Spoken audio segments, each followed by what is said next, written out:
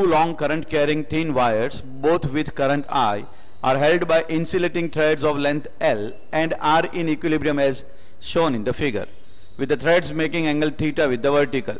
If the wire have mass lambda per unit length, then the value of current I is. Now this is a situation which is given to us in which both wires, they are in equilibrium. Equilibrium exists when there are several forces existing and they are balancing the effect of each other. Now wires are separated by some angle, each making angle theta with vertical when they are held by this thread. So it is quite obvious for us to start with this force first, that both wires will be experiencing the magnetic force of each other because of their current. Apart from that, weight of the wire will be acting in downward directions, which we'll write as mg. Because of the weight, there will be existing force of tension. So thread will exert force of tension on this wire.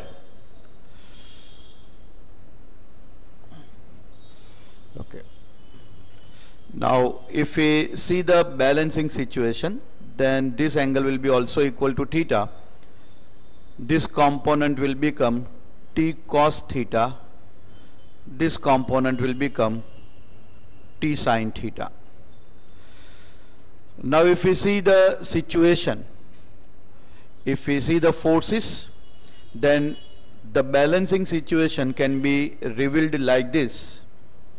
Let us also understand the distance between the two wires, because that will be required. So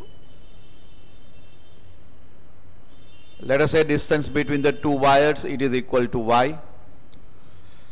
Obviously this distance will be equal to y by 2. Weight mg.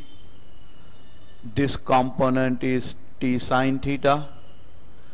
Upward component is t cos theta, and this is magnetic force.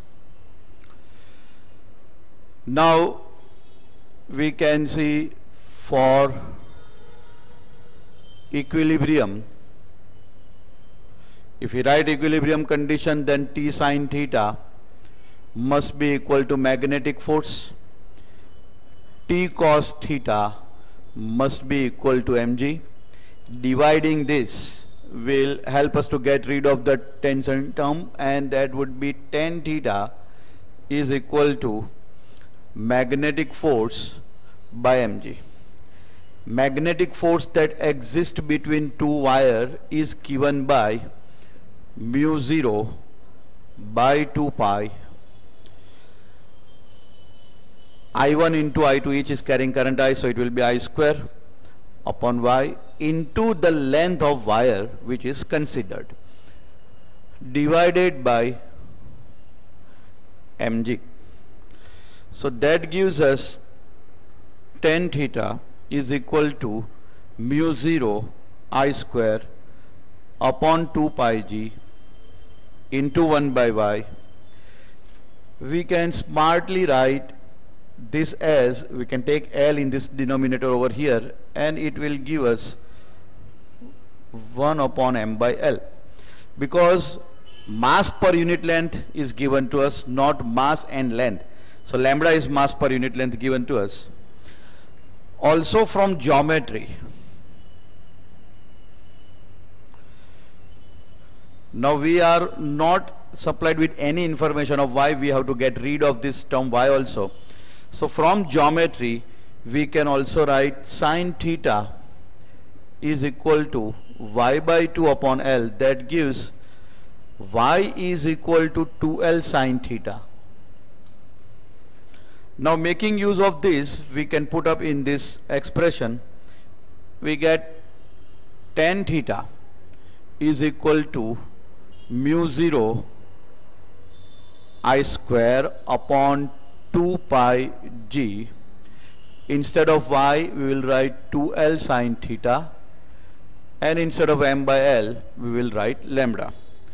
Making I square as subject of formula, we get 4 pi g lambda L sin theta tan theta upon mu 0.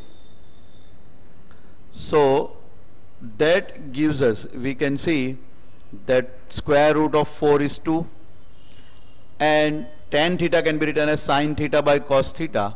So I square is equal to 4 pi g lambda L sin square theta upon mu 0 cos theta. 4 and sin square theta can be taken outside the square root. I is equal to 2 sin theta under root of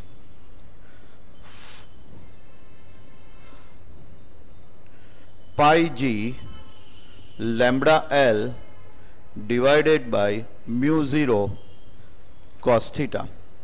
So in this case the correct option will turn out to be option A.